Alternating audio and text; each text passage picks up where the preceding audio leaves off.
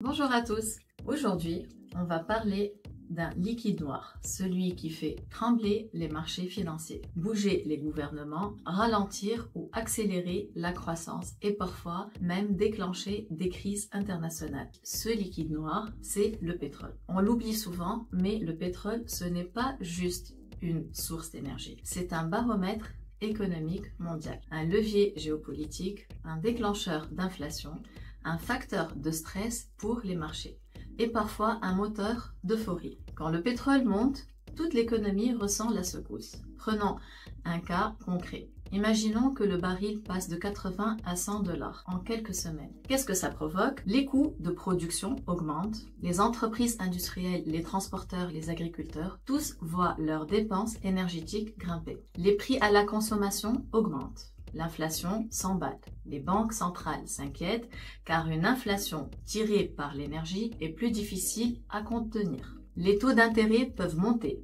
Pour ralentir l'inflation, la BCE ou la Fed peuvent relever leurs taux, ce qui freine l'investissement et le crédit. Les marchés boursiers se crispent, c'est ce qu'on appelle un choc pétrolier. Et on en a connu plusieurs dans l'histoire. En 1973, en 1979, en 2008. À chaque fois, ces hausses brutales ont provoqué récession, hausse du chômage, baisse de la bourse et incertitude géopolitique. À l'inverse, une baisse du prix du pétrole peut sembler être une excellente nouvelle. Les ménages paient moins à la pompe, les entreprises respirent et l'inflation ralentit. Mais attention, tout dépend du contexte. Si le pétrole chute parce que la demande mondiale s'effondre, comme en 2020 pendant le Covid, cela signale une économie en crise.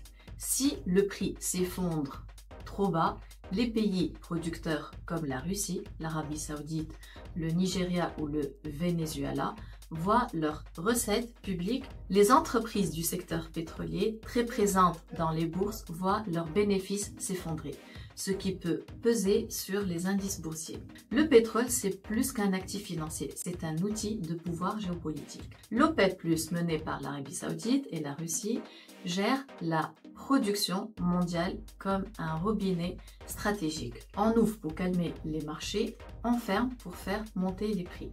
Des tensions géopolitiques peuvent perturber l'approvisionnement mondial et faire flamber les prix. Les États-Unis, devenus premier producteur mondial, utilisent aussi leur production comme outil diplomatique et économique. Pourquoi les marchés surveillent de près le baril? Parce que tout simplement, le pétrole influence quasiment tout. Premier point, les prévisions de croissance. Un pétrole trop cher peut freiner l'économie mondiale. Deuxième point, les décisions des banques centrales, c'est-à-dire l'inflation importée par l'énergie oblige souvent à ajuster la politique monétaire. Troisième point, les marges des entreprises, surtout dans les secteurs industriels, du transport ou de la logistique. Quatrième point, les comportements des consommateurs. Plus l'énergie est chère et plus on consomme prudemment. C'est pour cela que les traders, les économistes, les banquiers et les gouvernements regardent le prix du baril tous les jours. Pas seulement pour savoir combien ils vont payer leur plein, mais pour anticiper les mouvements macroéconomiques mondiaux. En résumé, le pétrole, c'est comme le rythme cardiaque de l'économie mondiale. S'il bat trop vite, on risque l'hyperventilation, inflation, tension, ralentissement. S'il devient trop lent, c'est-à-dire prix très bas, certains organes souffrent, c'est-à-dire les pays producteurs, les compagnies pétrolières, les marchés émergents.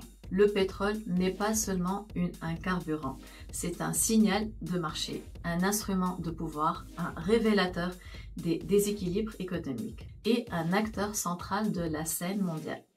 Merci d'avoir écouté cet épisode de Xelos Ecofin et n'oubliez pas de vous abonner à notre compte pour découvrir et comprendre ensemble les grandes thématiques de l'économie et de la finance.